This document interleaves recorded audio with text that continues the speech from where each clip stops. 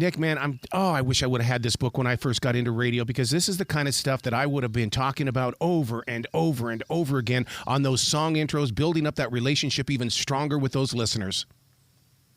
It's amazing, isn't it?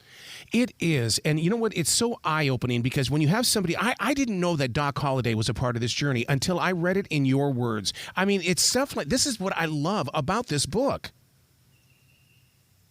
There's so many people who have come through the Stone Pony who you would just be kind of shocked about, right? Like that Doc Holliday was out there, and then go forward and it's the Jonas Brothers, right? Yes. I tell you what, when I first hung out with the Jonas Brothers, they were doing a movie premiere in Charlotte, and we were back behind the movie theater, and just to hang out with them, and then now to understand that they were part of the Stone Pony as well. This is what music is all about, community. And I think, isn't that what the Stone Pony was about? Yeah, exactly. The Stone Pony really thrived on having community. It opened in 1974 when the community of Asbury Park was struggling. You know, it had just suffered from some significant racial tension and protests and riots in 1970.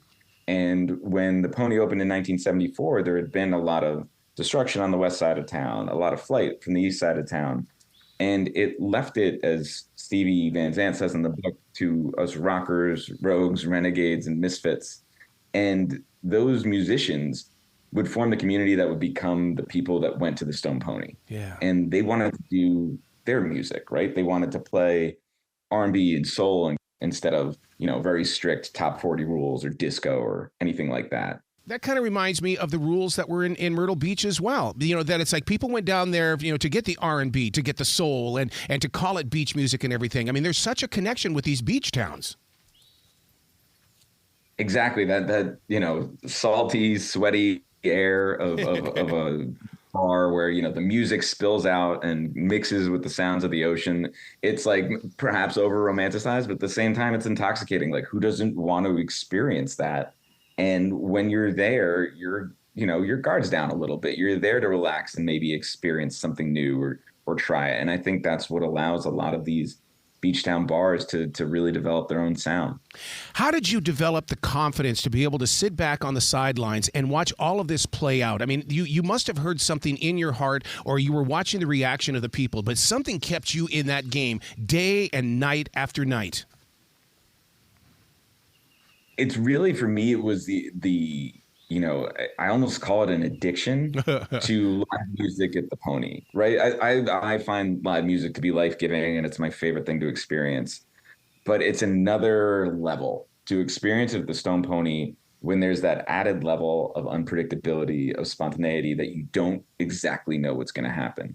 There's the shirts around town that say Bruce might show up, and there is always that 1% chance that maybe he will. And he's done it with so many bands, right? It's not just if Southside's playing or Bon Jovi's playing. It could be if Social Distortion's playing, he hops up. Or the Gaslight Anthem, right? He's come out and played with. Bands you wouldn't necessarily think oh, Bruce is going to come out here. But it also bleeds into every artist. You'd see the Bouncing Souls in their Christmas shows, and they'd have all sorts of guest artists, like Frank from My Chem or, Heath from Midtown. It always had this something special could happen tonight, and that would bring you out, and you'd have that little anticipation in the back of your head that would create a little bit more energy. And even if it didn't happen, you still had an amazing show.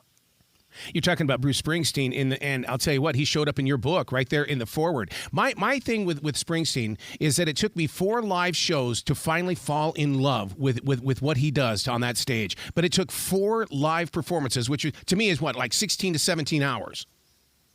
Yeah, these are not forgotten. But his forward really sets up the transparency in this book and the relationship that readers are going to have with everything that you have put in here. Yeah, I think the relationship that Bruce has with the Pony is kind of a microcosm that so many people would have with the Pony, and what's kept it alive for so long. And it's this sense of community, this sense of always coming home and being proud of and interested in your home and sustaining a scene, right? Like Bruce says, when he was experiencing his biggest success, after Born in the USA, it's like him, Michael Jackson, and Prince are the most famous people in America. Yet he's not going to LA. He's not going to New York City to live. He's still coming home, playing in pickup softball games against the bartenders at his home bar and showing up.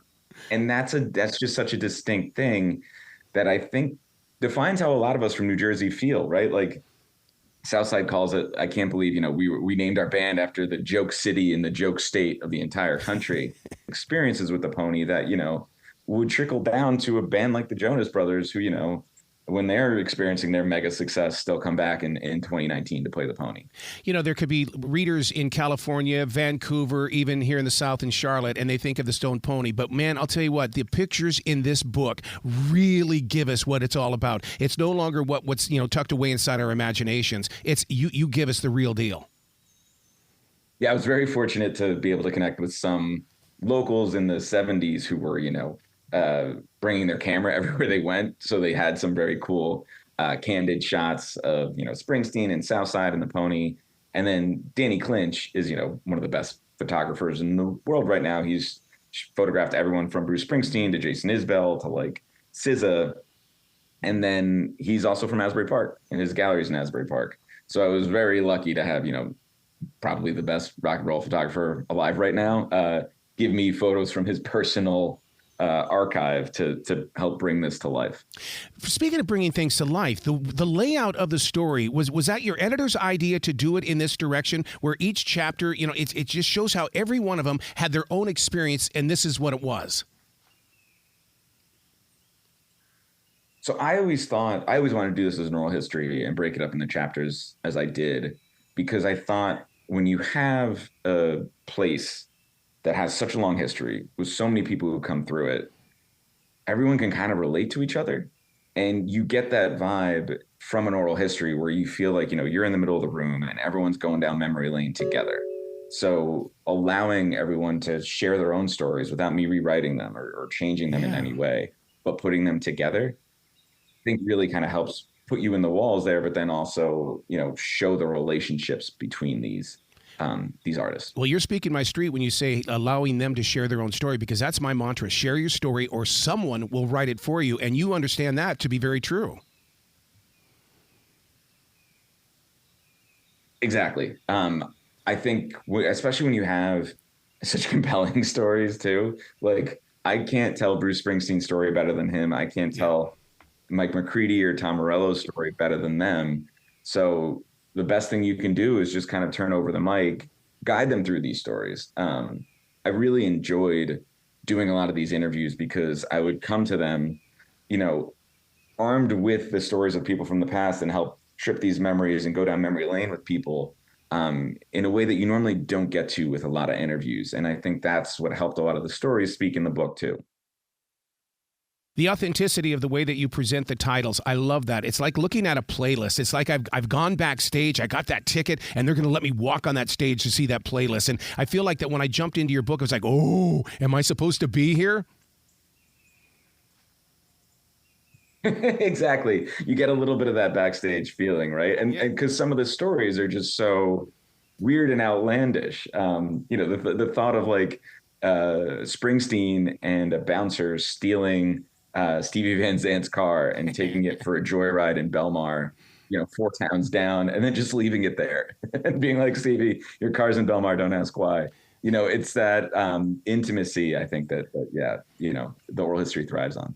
One of the things, and I hope a lot of these new club owners today will learn from this book, is that there was no judgment against the genres of sound, that you respected all levels of play.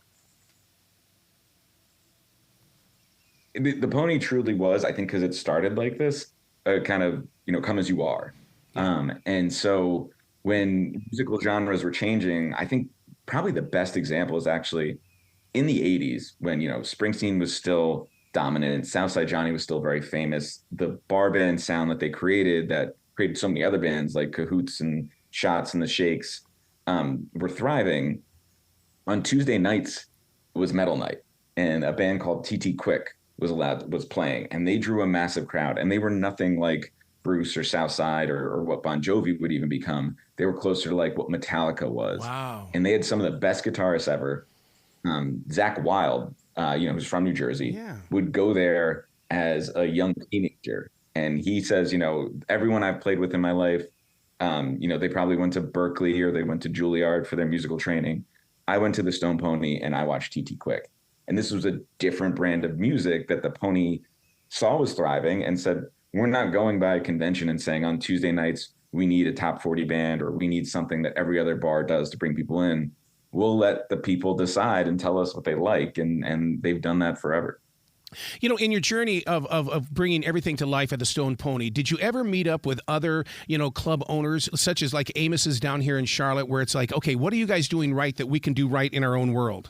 Do you mean like were other musicians like meeting backstage and saying, hey, do you want to come on tonight or things like that? Club owners and club managers, only because I remember that when 95.1 put together a nightclub back in the 90s, it was the toughest dang journey that we were even a part of. Because, it's not an easy business. And where is the leadership? And I would look at someone like you and say, please tell me what I'm doing wrong.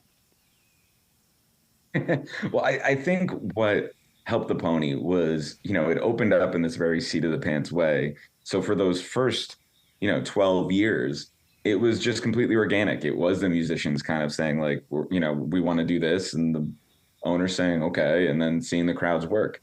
And then when national acts start coming, they had the same kind of venue struggles that most others would have, but they were always committed to keeping it going and seeing what the crowds were and how they were coming. And I think they also listened a lot to the local community. So there's a very interesting relationship in the late 80s and throughout the 90s with this radio station in the area called HTG. Yep. And they would play music that wasn't necessarily top 40, but they saw was doing well at the Pony.